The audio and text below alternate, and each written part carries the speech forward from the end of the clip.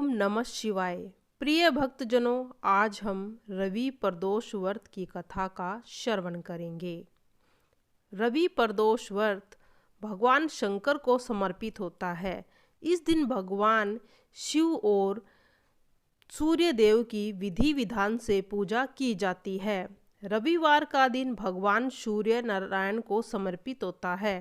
कहते हैं इस दिन व्रत करने से सूर्य देव की कृपा प्राप्त होती है। माना जाता है इस दिन रवि प्रदोष की कथा पढ़ने या सुनने से मनवांछित फल प्राप्त होता है। तो आइए सुनते हैं रवि प्रदोष व्रत कथा। प्राचीन समय की बात है। सर्व प्राणियों के हितार्थ परम पावन भागीरथी के तट पर ऋषियों द्वारा विशाल आयोजन किया गया। इस सभा में व्यास जी के परम शिष्य पुराण वेता सुत जी महाराज हरि कीर्तन करते हुए पधारे। सुत जी को आता देखकर शौनक आदि 88,000 ऋषि मुनियों ने खड़े होकर दंडवत प्रणाम किया और ऋषियों को अपने हृदय तथा उन्हें आशीर्वाद दिया। ऋषिगण और सभी शिष्य आसनों पर विराजमान हो गए।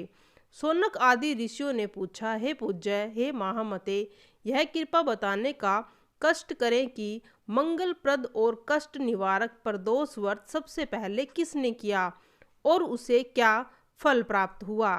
श्री सुत जी महाराज बोले, आप सभी शिव के परम भक्त हैं। आपकी भक्ति को देखकर मैं व्रती मनुष्य की कथा कहता हूँ। ध्यान पूर्वक सुने। एक गांव में अति दीन ब्राह्मण निवास करता था। उसकी साध्वी स्त्री प्रदोष व्रत किया करती थी। उसे एक ही पुत्र था।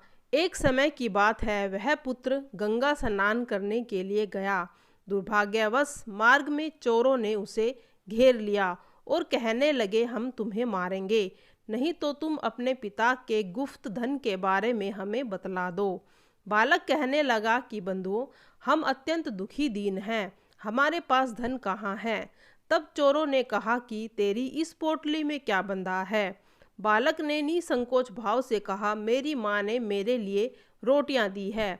यह सुनकर चोरों ने अपने साथियों से कहा कि साथियों, यह बहुत ही गरीब है, इसे हमें नहीं लूटेंगे। इतना कहकर चोरों ने उस बालक को जाने दिया। बालक वहां से चलते हुए एक नगर में पहुंचा। नगर के पास एक बरगद का पेड़ था। वह बालक उसी बरगद के वृक्ष की छाया में सो गया। उसी समय नगर के सिपाही वहां पर आए और उस बालक को चोर समझकर बंदी बनाकर राजा के पास ले गए। उसे कारावास में बंद करने का आदेश दिया। ब्राह्मणी का लड़का जब घर नहीं लौटा तो अपने पुत्र की बड़ी चिंता होने लगी। अगले दिन प्रदोष व्रत था। ब्राह्मणी ने प्रदोष व्रत किया और भगवान शंकर से मन ही मन अपने पुत्र की कुशलता की प्रार्थना करने लगी। भगवान शंकर ने उस ब्राह्मणी की प्रार्थना स्वीकार कर ली और उसी रात भगवान शंकर ने उस राजा के स्वप्न में आदेश दिया कि वह बालक चोर नहीं है, प्रातःकाल उसे छोड़ दो, अन्यथा उसका सारा राज्य वैभव नष्ट हो जाएगा। प्रातःकाल शिव की आज्ञा के अनुसार उस बालक को राजा ने कारावास से मुक्त कर दिया और बालक ने उसे सारी कहानी सुनाई।